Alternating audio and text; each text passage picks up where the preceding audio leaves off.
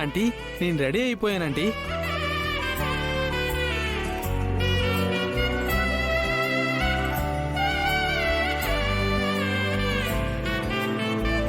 ఎంత బాగున్నావో శివ, నాది స్టే తగిలేలా ఉంది. ఫస్ట్ డే కాలేజ్కి వెళ్తున్నావు, దేవుడికి దండం పెట్టుకో. సరే ఆంటీ.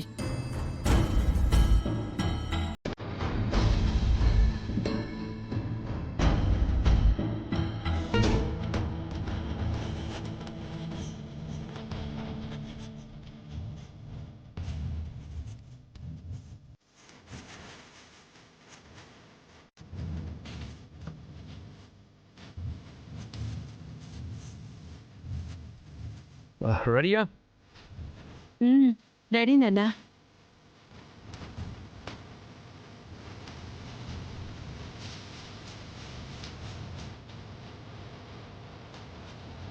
శివ లే, ఏం చేస్తున్నావు? ఆంటీ నన్ను దేవుడికి దండం పెట్టుకోమని సార్. అమ్మా నాన్న దూరమై జీవితం చీకటైపోయింది.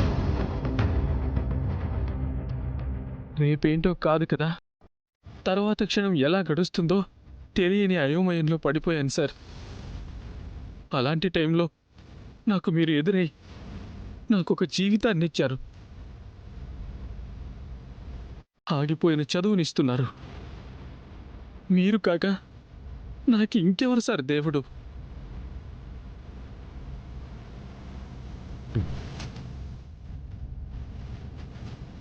Don't be silly. ఇంకా నీకు జీవితం చాలా ఉంది. నువ్వు బాగా చదువుకోవాలి, నువ్వేంటో నలుగురికి తెలియాలి. నేను పెంచిన మొక్క ఈ వృక్షమని నేను కూడా గర్వపడాలి. ఇలా దేవుళ్ళ చూడాల్సిన అవసరం లేదు.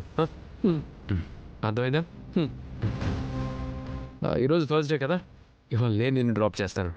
టిఫిన్ చేద్దాం. అమ్మా సరే బావా.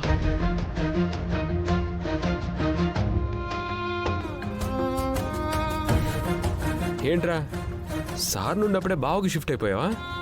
నిన్న మీరే కదా సార్ భూమి యొక్క టాపిక్ వచ్చినప్పుడు ఆ అక్కేంటి మీ అక్కే అనుకో, నువ్వే నా బామర్దివని మీరు అన్నారు కదా సార్, అందుకే అలా పిలిచాను సార్.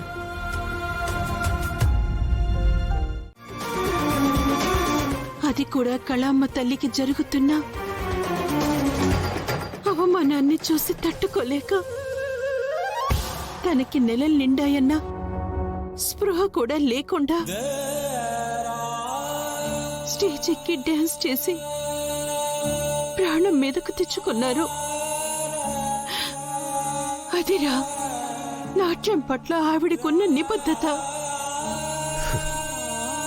అవును, షీఈస్ గ్రేట్ అమ్మా, వెరీ గ్రేట్. యాక్చువల్లీ అమ్మా ఎప్పుడు ఆవిడంటే నాకు రెస్పెక్ట్ ఉంది. ఇదంతా నువ్వు చెప్పాక ఆ రెస్పెక్ట్ డబుల్ అయింది. కానీ అంత గొప్ప ఆవిడ కడుపున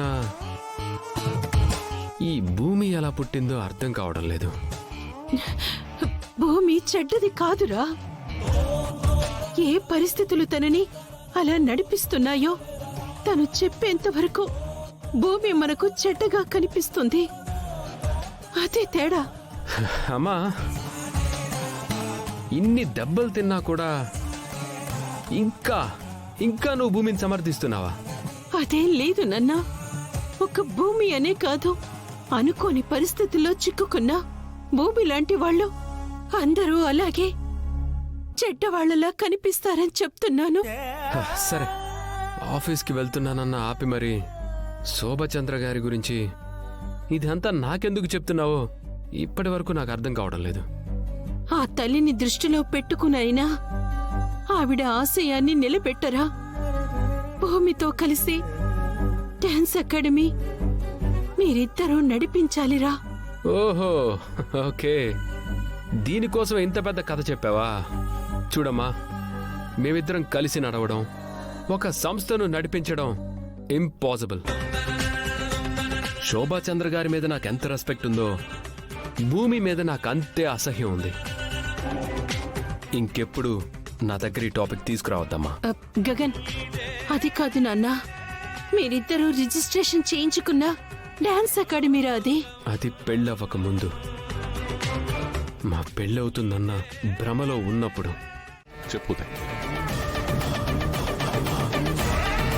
భూమి ఉందా అంకుల్?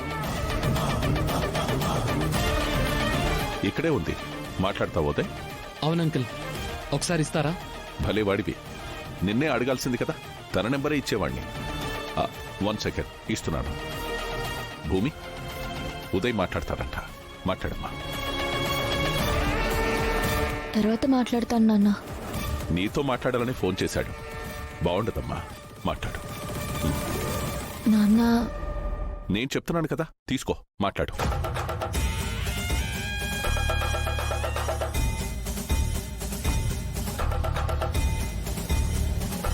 హలో. హాయ్ భూమి, నేను ఉదయ్ని. చెప్పండి. ఏం లేదు, నిన్న పెళ్లి చూపుల్లో నువ్వు లేవు కదా. పెళ్ళైతే ఫిక్స్ అయిపోయింది. ఈ పెళ్లి నీకు ఇష్టమో లేదో తెలుసుకుందామని ఫోన్ చేశాను.